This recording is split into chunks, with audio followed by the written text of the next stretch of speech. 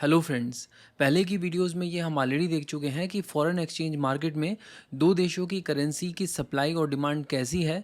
इसके बेस पर डिसाइड होता है कि इन दो देशों के बीच करेंसी कन्वर्जन एक्सचेंज रेट क्या होगा। एग्जाम्पल के लिए मान लेते हैं कि $1 40 रुपीज़ के बराबर है। तो इसका मतलब ये हुआ कि जो चॉकलेट अमेरिका में $2 की मिलती है वो इंडिया में कायदे में 80 रुपीज़ की मिलनी चाहिए, क्योंकि $1 इज इक्वल्स टू 40 रुपीज़ है और $2 बराबर होते हैं 80 रुपीज़ के।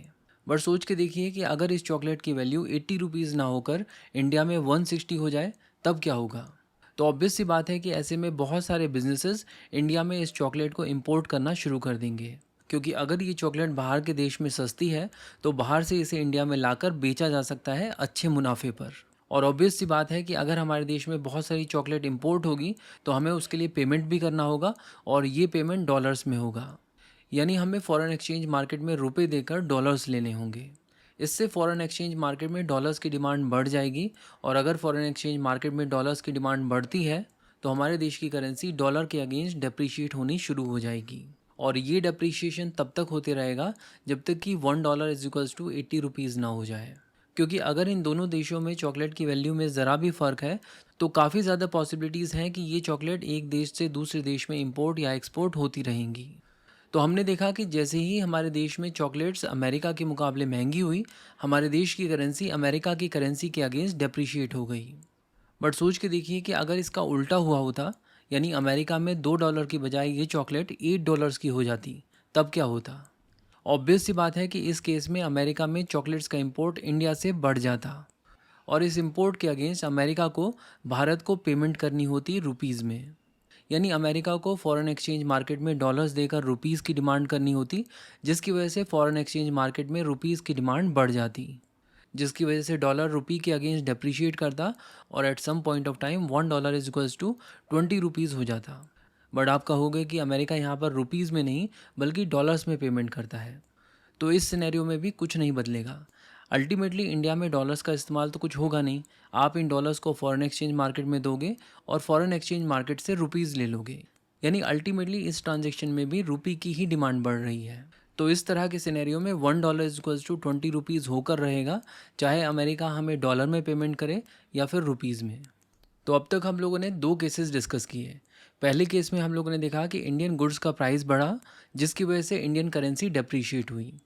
दूसरे केस में हम लोगों ने देखा कि अमेरिकन गुड्स का प्राइस बढ़ा, जिसकी वजह से अमेरिकन करेंसी डेप्रीशिएट हुई। यानी जनरल सेंस में ये बात कही जा सकती है कि अगर किसी देश की गुड्स एंड सर्विसेज का प्राइसेस ओवरऑल बढ़ रहा है तो ये बात तय है कि उस देश की करेंसी डेप्रीशिएट करेगी। और ये हम सब जानते हैं कि गुड्स एंड सर्विसेज के जनरल प्राइस राइज को कहा जाता है इन्फ्लेशन। तो इससे ये निष्कर्ष निकलता है कि अगर किसी देश में इन्फ्लेशन बढ़ता है तो उस देश की करेंसी डेप्रीशिएट करती है। तो अगर आपसे पूछा जाए कि अगर अमेरिका का इन्फ्लेशन इंडिया से ज़्यादा है तो इसका एक्सचेंज रेट पर क्या इम्पैक्ट होगा, तो आप सीधे शब्दों में जवाब दे सकते हैं कि इसकी वजह से डॉलर रुपीज़ के अगेंस्ट डेप्रिशिएट करेगा। अगर हम इसका उल्टा सिनेरियो देखें, जहां पर इंडिया का इन्फ्लेशन अमेरिका से बहुत ज़्यादा है, तो ऐसे केस में रुपी डॉलर के अगेंस्ट डेप्रिशिएट करेगा। बट अगर दोनों कंट्रीज़ का इन्फ्लेशन लगभग बराबर है तो ज़्यादा चांसेस हैं कि इन दोनों करेंसीज़ के एक्सचेंज रेट स्टेबल रहेंगे, मतलब उसमें ज़्यादा फ्लक्चुएशंस नहीं होंगी। और यहाँ पर इस बात पर भी गौर करने की ज़रूरत है कि अगर कोई कंट्री अपनी करेंसी को डीवैल्यू या फिर डेप्रिशिएट करती है तो इसका असर उस देश की इन्फ्लेशन पर भी होता है, उस देश की इन्फ्लेशन इंक्रीज़ होती है। चलिए अब एक और इम्पॉर्टेंट कंसेप्ट को समझते हैं और वापस से उसी चॉकलेट वाले एग्जाम्पल पर चलते हैं।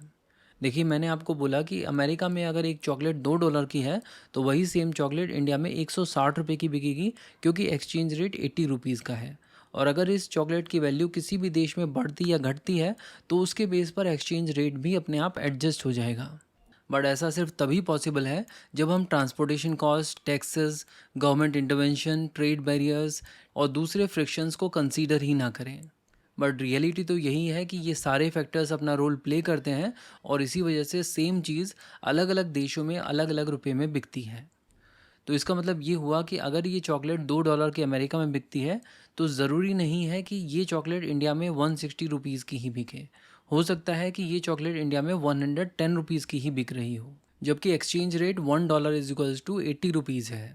तो ऐसे में ये समझना बहुत ज़्यादा ज़रूरी हो जाता है कि एक आम इंसान की सभी गुड्स एंड सर्विसेज के लिए इंडिया में कितने रुपए खर्च करने पड़ेंगे और इन्हीं सेम गुड्स एंड सर्विसेज को अवेल करने में अमेरिका में कितना खर्चा आएगा। मान लेते हैं कि ये सभी गुड्स एंड सर्विसेज अमेरिका में $100 में अवेल की जा सकती हैं, जबकि इन्हीं सेम गुड्स एंड सर्विसेज के लिए आपको भारत में सिर्फ 4,000 रुपये खर्च करने होंगे। तो अगर हम लोग फॉरेन एक्सचेंज मार्केट द्वारा मेंशन्ड एक्सचेंज रेट को कुछ समय के लिए भूल जाएं और इस बास्केट में रखी गुड्स एंड सर्विसेज की वैल्यूज़ के बेस पर एक्सचेंज रेट को कैलकुलेट करें, जिस तरह हम लोग चॉकलेट के केस में कर रहे थे, तो ये वैल्यू आएगी 4,000 divided by 100 is equals to 40 rupees. तो ये एक्सचेंज रेट निकल कर आ रहा है $1 इज इक्वल्स टू 40 रुपीज़। तो जब हम इस तरह से एक्सचेंज रेट को कैलकुलेट करते हैं तो इसे कहा जाता है पीपीपी एक्सचेंज रेट। पीपीपी का मतलब है परचेजिंग पावर पैरिटी। तो इस तरह अब हमारे पास दो एक्सचेंज रेट हो गए। एक हो गया पीपीपी एक्सचेंज रेट और दूसरा वो एक्सचेंज रेट जो हमें फॉरेन एक्सचेंज मार्केट में देखने को मिलता है। अगर आप नोटिस करें तो इन दोनों एक्सचेंज रेट्स में भी लिंक हैं। अगर पीपीपी एक्सचेंज रेट बढ़ रहा है तो काफ़ी ज़्यादा चांसेस हैं कि एक्सचेंज रेट और ज़्यादा बढ़ेगा। तो आज की इस वीडियो में हम लोगों ने पीपीपी एक्सचेंज रेट और इन्फ्लेशन के बीच में क्या रिलेशंस होते हैं, उन सब चीज़ों को डिटेल में समझा। इंडिया की हिस्ट्री, इंडियन पॉलिटी और इंडियन इकोनॉमी को डिटेल में कवर करने के लिए बुक्सतावा की प्लेलिस्ट को फॉलो करते रहिए। Thank you so much for watching and supporting बुक्सतावा।